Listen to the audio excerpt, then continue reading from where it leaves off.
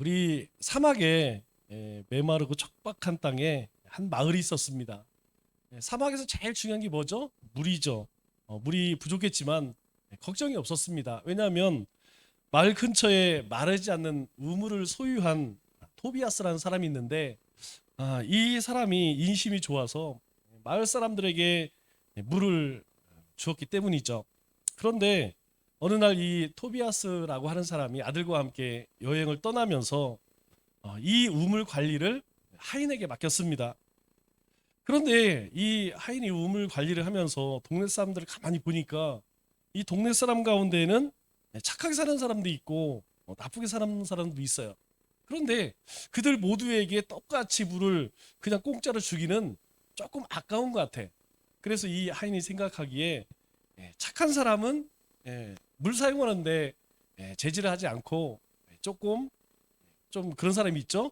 조금 성격이 괴팍하고 사람들과 사이가 안 좋은 사람들은 물을 제한해서 그렇게 쓰도록 했습니다. 그러니까 어떤 일이 생기겠어요? 예, 그렇게 이제 차별을 두게 되면 그들 가운데 마을 사람 간에 불화가 생깁니다. 불화가 심해지면 이제 다툼이 생기게 되죠. 이 다툼이 이제 더 심각해지면 원수가 되는 거죠.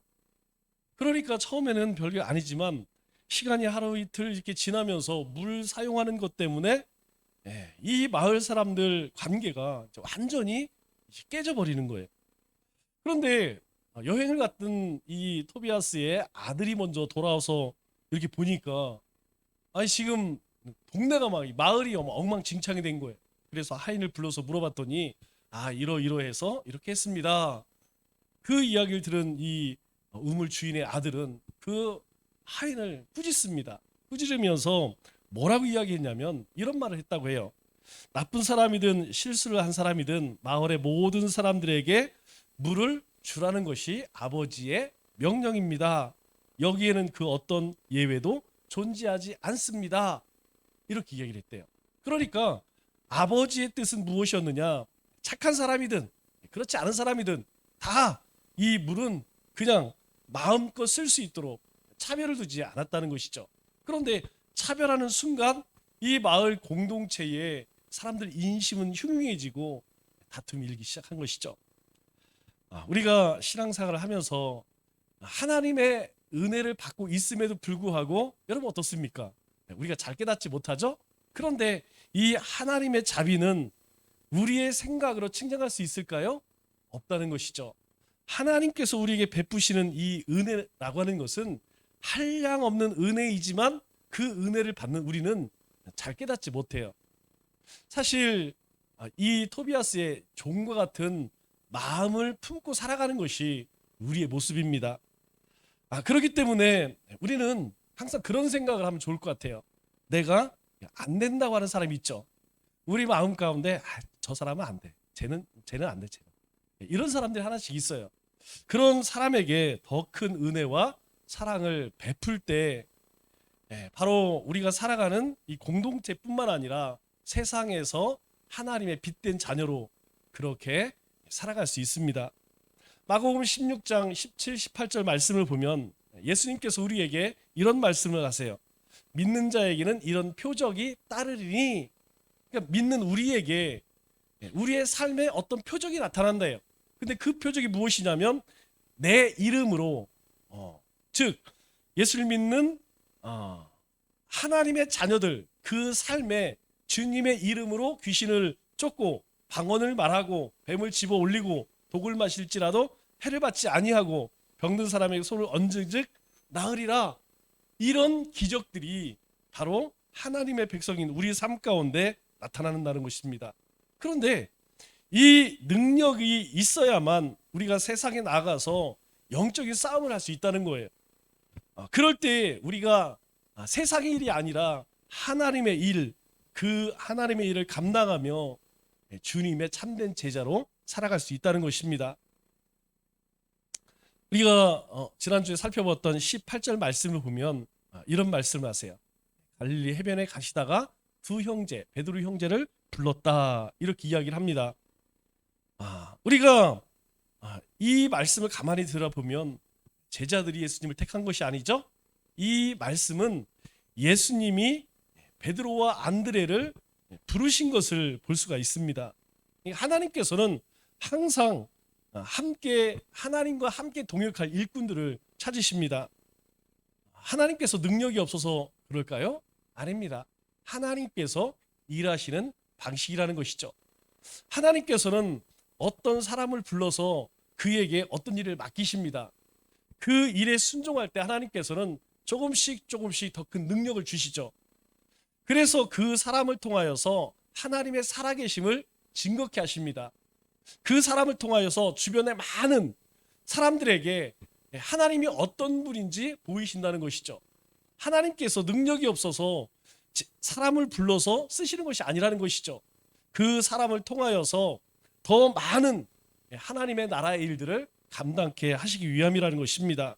그래서 이 교회는 어떤 사람이 오는 곳이냐? 이 교회는 하나님의 부름받은 사람들이 나오는 곳입니다. 교회는 구원받은 사람들이 나오는 곳이에요. 그러면 우리가 어떻게 구원받았습니까? 바로 성령님께서 우리 안에서 우리 심령 가운데 역사하셔서 우리로 하여금 교회에 나오게 하신 것이죠. 오늘 우리가 예배 드리는 것도 마찬가지입니다. 우리 가운데 일이 없는 사람이 있을까요? 예, 다 바쁘고 분주합니다. 그럼에도 불구하고 우리 마음 가운데 성령님이 역사하시니까 다른 일들을 접어두고 하나님 예배 드리는 것을 우리의 삶의 우선순위로 삼게 되는 것이죠. 그래서 우리가 그 하나님의 부르심 앞에 드러낼 수 있는 것은 무엇이냐면 겸손과 그리고 순종이라는 것이에요. 그러니까 어떤 사람이 순종할 수 있느냐? 어떤 사람이 자기 자신을 낮출 수 있느냐? 내가 하나님의 부르심을 받았구나 라고 생각하는 사람이 바로 그렇게 하나님을 찬송하고 순종하고 그리고 겸손한 삶을 살아갈 수 있다는 것이죠. 오늘 본문을 보면 제자들을 부르시는 예수님의 모습에서 몇 가지 사실을 우리가 발견할 수가 있어요. 19절 말씀을 보니까 이렇게 말씀합니다. 예수님께서 말씀하시되 나를 따라오너라 이렇게 이야기해요. 그리고 이후로 너는 사람을 낚는 어부가 되게 하리라 이렇게 이야기합니다. 이 예수님께서 제자를 부르실 때에 첫 번째 모습이 무엇이냐면 하나님께서 택하셨다는 거예요.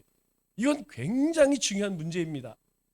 두 번째는 무엇이냐면 이들은 다 어부였다는 것이죠. 여기서 깨닫는 한 가지는 하나님은 사람을 구별하실까요? 하지 않는다는 것입니다. 예수님의 제자들은 대부분 서민층이에요. 그 가운데서 제일 똑똑한 사람이 누구였느냐? 가룟 유다였습니다. 제일 셈을 잘해서 그에게 뭐 맡겼죠? 예, 그 사람에게 회계를 맡겼어요. 그 예수님과 함께 제자들 그들의 필요한 그 물질 관리를 맡겼는데 결국 어떻게 됩니까? 예, 예수님을 배신하죠. 교회는 머리가 좋고 똑똑한 학벌이 있는 모든 것을 갖춘 사람들이 모이는 곳이 아니라는 것이죠. 지난주에도 말씀드렸듯이 누가 산을 지킨다고요? 못난 나무가 지키는 것입니다. 누가 예배 드립니까? 내 자신이 못났다고 생각하는 사람이 하나님 앞에 나오는 것이고 자신이 부족하다고 생각하는 사람이 하나님 앞에 기도하는 것이고 자신이 하나님이 주신 은혜를 경험한 사람이 나가서 예수 믿으시오 전하는 거 아니겠습니까? 하나님은 신분의 기준을 두지 않으십니다. 어부를 택해서 예수님께서는 그들을 제자 삼아 주셨죠. 그래서 고린도전서 1장 27절 이하의 말씀을 보면 참 은혜가 되는 말씀이에요. 하나님께서 세상에 미련한 것들을 택하사. 여러분 세상에 미련한 사람이 누구예요? 우리 아니겠습니까? 여러분 요 앞에 지금 뭐 술 마시고 그렇게 막 인생을 즐기는 사람들이 여기서 예배드리는 우리 모습을 볼 때 여러분 얼마나 한심하게 보겠습니까? 예, 저 사람들 지나가면서 눈빛에서 느낄 수가 있어요. 제가 저녁 예배 드리기 전에 항상 문 앞에 나가서 왔다 갔다 하는데 이렇게 사람들이 지나가면서 쳐다보는 눈길이 그냥 정말 가짠게 그렇게 쳐다보는 그런 눈길을 느끼게 됩니다. 또 뭐라고 이야기해요? 세상에 약한 것들을 택하사 강한 것들을 부끄럽게 하시며. 여러분 약한 것이 우리 아니겠습니까? 제가 이제까지 뭐 많은 사람들 여러분들도 마찬가지예요. 그렇게 강한 척하지만 아닙니다. 강한 사람 없습니다. 또 하나님께서 세상에 천한 것들과 멸시받는 것들과 없는 것들을 택하사, 이 말씀은 정말 위로가 돼요. 이는 아무 육체라도 하나님 앞에 자랑하지 못하게 하려 하심이라. 하나님께서는 뭔가 있는 자, 그런 자들 불렀으면 그렇게 생각해요. 아, 내가 믿음이 좋아서, 내가 머리가 좋아서, 내가 똑똑하니까. 그런데 하나님은 그런 사람 부르지 않는다는 거예요. 나는 정말 아무것도 할 수 없구나, 이렇게 느끼는 사람을 하나님 부르셔서 쓰신다는 것이죠. 세 번째로, 하나님은 열심히 살고 있는 사람을 부르신다는 것입니다. 20절 말씀을 보니까 이렇게 이야기를 하죠. 그들이 곧 그물을 버려두고. 그들이 누구겠습니까? 이 베드로와 그의 동생 안드레는 고기 잡는 중에 부르심을 받았어요. 그리고 요한의 형제를 부를 때에 그들은 뭐 했습니까? 그물을 깃고 있는 두 사람을 예수님이 부르셨다는 것이죠. 여러분, 중요한 것은 무엇이냐면 놀고 있는 할 일 없는 사람을 부르신 것이 아니라는 것이에요. 지금 이 베드로 형제도 요한 형제도 지금 분주하게, 사실 삶이 그때나 지금이나 서민의 삶은 힘듭니다. 열심히 일하지 않으면 때거리 걱정할 수밖에 없는 것이 우리 인생 아니겠습니까? 그런데 하나님께서는 그렇게 자신의 일에 열심히 일하는 사람을 택하신 것을 볼 수가 있는 것이죠. 그래서 어떤 상황이든지 우리는 열심히 살아야 합니다. 뭐 직업이 있든 없든, 환경이 좋든 나쁘든 상관없이 자기에게 주어진 일을 충성스럽게 하는 사람에게 하나님은 일을 맡기세요. 그런데 하나님만 그런 것이 아니고 사람들도 그렇더라고요. 제가 살아가면서 항상 누군가는 나를 지켜보고 있구나라는 것을 느껴요. 제가 살아가는, 제가 신앙생활하는, 제가 사역하는 이 모습을 누군가는 지켜봐요. 여러분, 직장에서도 마찬가지입니다. 직장에서도 누군가는 나를 지켜보고 있어요. 그런데 그 사람이 꼭 필요한 자리가 생길 때에 그 사람을 부르시더라고요. 하나님은 그렇게 하시는 것 같아요. 그렇게 자기 일에 충성을 다하는 사람, 열심을 다하는 사람, 성실한 사람, 그런 삶을 살면 하나님께서 그런 기회가 있을 때에 그렇게 인도하시는 것 같아요. 하나님은 할 일 없는 사람이 아니라 열심히 일하는 사람을 쓰신다는 사실입니다. 우리가 신앙생활 하다 보면 종종 듣게 되는 불평이 무엇이냐? 사역이 너무 많아요. 저는 뭐 이런 일도 해야 되고 저런 일도 해야 되고, 불평 많이 하죠? 그것은 불평할 것이 아닙니다. 신앙의 관점에서 볼 때에 이 사람이 성실하니까, 열심히 그 일을 감당하니까, 잘하니까 일을 자꾸 맡기는 거예요. 그럴 수밖에 없는 것이죠. 여러분, 반대로 나는 교회 가면 왜 이렇게 할 일이 없지? 왜 그럴까요? 그렇게 성실하지 못하니까. 우리가 교회에서뿐만 아니라 하나님 앞에서도 마찬가지라는 것이에요. 내 삶 가운데 내가 성실을 다하면 하나님 나라의 일을 위해서 우리에게 계속해서 도전을 주십니다.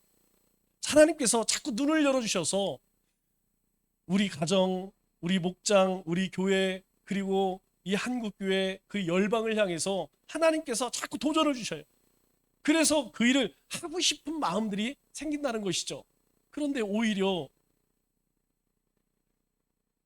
자기 삶에만 집중하게 되면 오히려 하나님께서 시간이 많고 물질이 많고 이런 사람 부르시는 것이 아니더라고요. 오히려 바쁘고 없지만 충성을 다하는 그런 사람들을 하나님이 부르시는 것을 우리는 볼 수가 있죠. 그렇기 때문에 나는 왜 이렇게 교회에서 맡은 일이 많지? 하나님은 왜 이렇게 나를 자꾸 이곳저곳으로 부르시지? 기뻐하세요. 그것은 내가 하나님 앞에나 또 세상 가운데 열심히 살아가고 있다는 증거이기 때문입니다. 그렇지 않으면 여러분, 세상도 하나님 일 맡기지 않습니다. 그러면 예수님께서 그들을 어떻게 부르셨을까? 9절 말씀을 보니까 이렇게 이야기하죠. 말씀하시되 나를 따르라, 나를 따라오라, 이렇게 주님께서 부르십니다. 주님께서 부르셨다는 게 중요해요.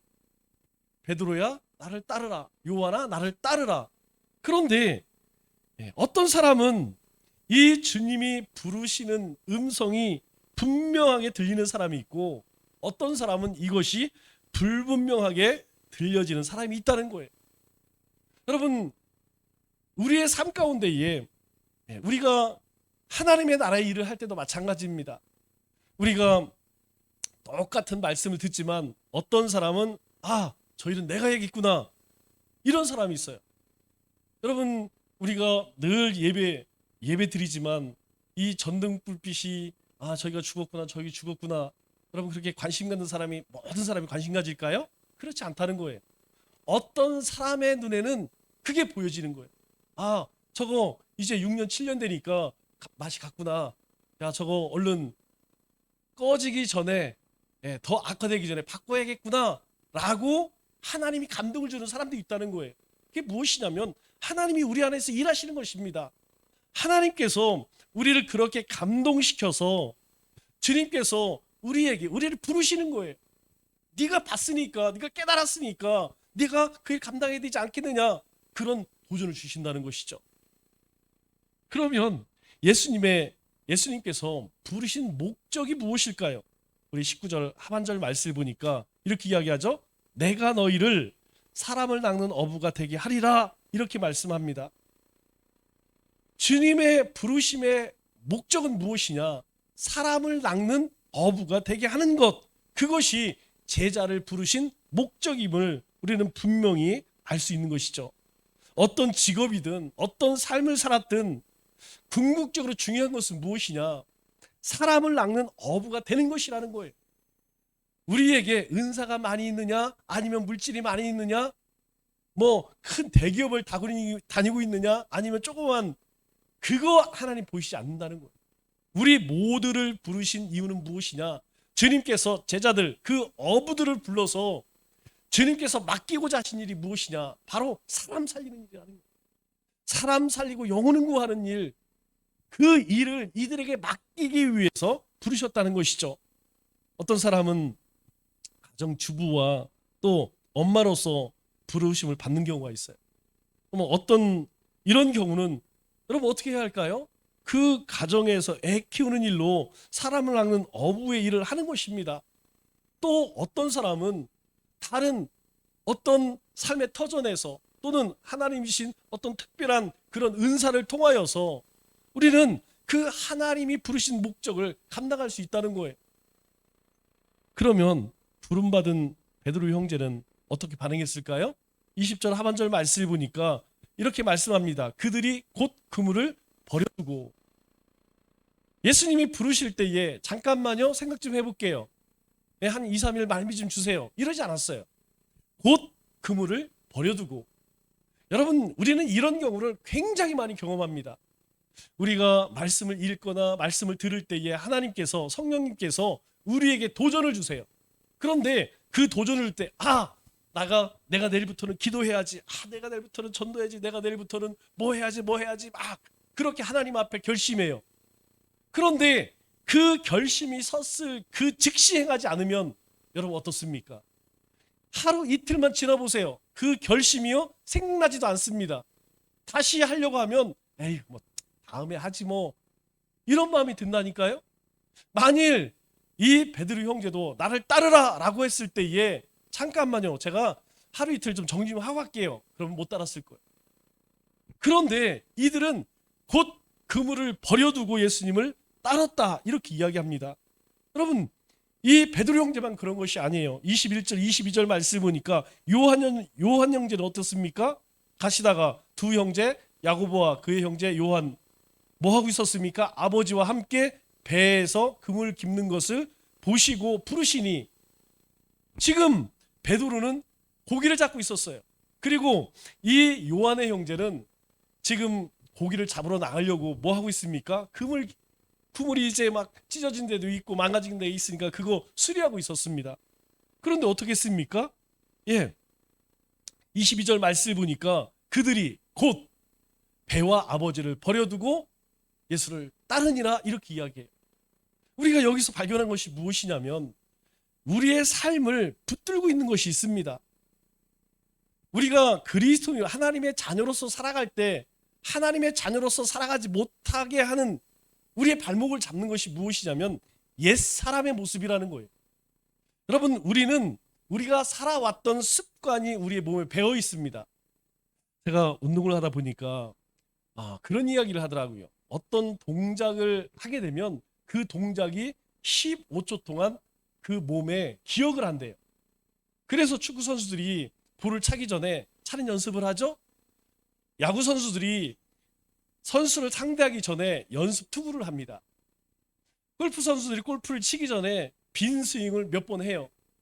테니스에 서브는 선수들이 미리 라켓을 흔듭니다. 왜 그럴까요? 그렇게 흔들 때에 그 동작이 우리 몸에 15초 동안 기억되진다는 거예요. 그래서 본 게임을 할 때에 자연스럽게 그 동작이 나온다는 것이죠. 오늘 우리의 신앙생활에도 마찬가지라는 거예요. 오늘 우리의 신앙생활 가운데에 주님을 즉시 따라오자 하는 그런 준비가 되어 있지 않으면 여러분 어렵습니다. 우리의 삶 가운데에 우리 생계를, 여러분 이것은 생계 아니겠어요? 쉬운 문제가 아닙니다. 그물을 버려두고 아버지를 버려두고, 이건 누가 보더라도 정신 나간 사람들이지. 여러분, 세상 사람들이 이런 모습을 보면 뭐라고 하겠습니까? 어떤 사람도 좋은 이야기 할 사람이 하나도 없어요. 왜? 만일 예수님이 요한처럼 유명한 사람이었다면 혹시 요한을 쫓아서 어떤 횡재라도 할 수 있겠지만 예수님은 알려지지도 않았습니다. 누군지도 몰라요. 그런데 베드로 같은 경우는 결혼까지 했잖아요. 그럼에도 불구하고 버려두고 따랐을 때에 얼마나 많은 사람들이 비난했겠습니까? 염려했고 얼마나 많은 사람들이 가슴을 졸였겠어요. 그럼에도 불구하고 어때요? 이들은 그들의 삶의 가장 중요한 것을 내려놓고 갔다는 것입니다. 우리가 현실에 매여 있게 되면 하나님의 일을 감당할 수 있을까요? 어렵습니다. 어려워요. 우리 현실, 우리가 먹고 살기 힘들다, 물질을 쫓으면 여러분 하나님 쫓을 수 있을까요? 없어요. 여러분, 우리 주변에서 우리 성도님들도 포함이 되지만 참 조심스러운 게 그거예요. 우리가 이게 참 어려워요. 이제 손주를 낳게 되면 이걸 봐줘야 되나 말아야 되느냐. 제가 듣기로는 이제까지 제가 이렇게 보면 90%는 아이를 낳기 전에는 나는 절대로 안 봐. 다 그렇게 이야기. 나는 애 낳으면 내가 다 키울 거야. 내가 한 명도 그렇게 못 봤습니다. 그래서 한 명도 못 봤어요.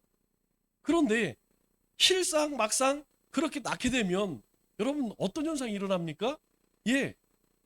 거기에 집중하게 돼요.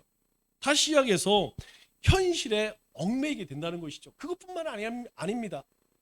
우리를 얽매고 있는 것이 얼마나 많은지 몰라요. 그런데 문제는 무엇이냐? 그 현실에 얽매이게 되면 결국 무엇으로부터 멀어집니까? 하나님으로부터 멀어지고 하나님의 일로부터 멀어지게 된다는 것이죠. 분명 주님은 우리를 부르실 때 무엇으로 불렀습니까? 사람을 낳는 업으로 부르셨어요. 그 업으로 쓰시기 위해서 우리에게 말씀을 듣게 하시고 우리에게 기도하게 하시고 또 훈련받게 하시고 교육받게 하시고 교제하게 하시는 것이에요. 그 일 때문에 우리가 모든 것들을 행하는 것입니다. 그 일들이 잘 준비되어야지 사람을 낳는 업의 일을 할 수 있기 때문에. 그런데 이 현실에 얽매이게 되면 그럴 수 없다는 것이죠. 여러분, 직업을 버리라는 것이 아닙니다. 가정일 하지 말라는 것이 아니에요. 우리가 주님을 섬기는 데 있어서 우선순위가 있어야 한다는 사실이에요. 이 우선순위를 정하지 않으면 우리의 삶이 뒤죽박죽이 돼요. 하나님께 정하든 세상을 정하든 이것도 아니고 저것도 아니고. 우리가 며칠 전에 함께 나누었죠? 라오디게 교회가 왜 책망을 받습니까? 뜨겁지도 아니하고 차지도 아니하고. 주님이 토해내실 거래요. 내가 이거 도저히 미지근해서 먹을 수가 없다는 것이죠. 그래서 마태복음 10장 37절 이하에 뭐라고 이야기합니까? 자, 같이 한번 읽어볼까요? 같이 함께 읽겠습니다. 시작. 아버지나 어머니를 나보다 더 사랑하는 자는 내게 합당하지 아니하고 아들이나 딸을 나보다 더 사랑하는 자도 내게 합당하지 아니하며 또 자기 십자가를 지고 나를 따르지 않는 자도 내게 합당하지 아니하리라. 여러분, 이 말의 뜻이 뭘까요? 내게 합당하지 아니하고, 이 말을 쉽게 이야기하면 나에게 필요 없어, 이 말 아니겠습니까? 주님은 나 이런 사람 필요 없어. 여러분, 우리도 그런 경우 있죠? 우리는 힘들게 하는 사람들이 있어요. 우리를 힘들게 하는 상황이 있어요. 그때 포기하게 되면 어떻습니까? 예. 이렇게 되죠? 주님이 지금 그 말씀하시는 거예요. 너 필요 없어. 너하고 하나님 나라 일 하기 싫어. 주님이 그 얘기하는 거예요. 근데 그 사람이 어떤 사람이에요? 예, 어머니나 아버지 나보다 더 사랑하는 자. 아니, 당연히 부모를 사랑해야죠. 그런데 주님은 합당하지 않대요. 왜 이렇게 말씀하실까요? 우선순위가 바뀌었다는 것이죠. 주님이 먼저이고 그 다음에 부모라는 것이에요. 마찬가지로 아들이나 딸, 아니 자식 사랑하지 않는 부모가 어디 있습니까? 그런데 내게 주님께서는 나 필요 없어. 그런 사람 필요 없으니까 그냥 네 일 봐. 나는 그렇지 않은 사람, 하나님을 자녀보다 더 사랑하는 그 사람과 함께 하고 싶어. 이렇게 말씀하시는 거예요. 또 뭐라고? 자기 십자가를 지고, 여기 십자가는 사명이라고 그랬죠? 자기의 사명을 가지고 하나님이 나에게 주신 사명, 그 일을 위해서 목숨을 내놓을 수 있는 그 사람.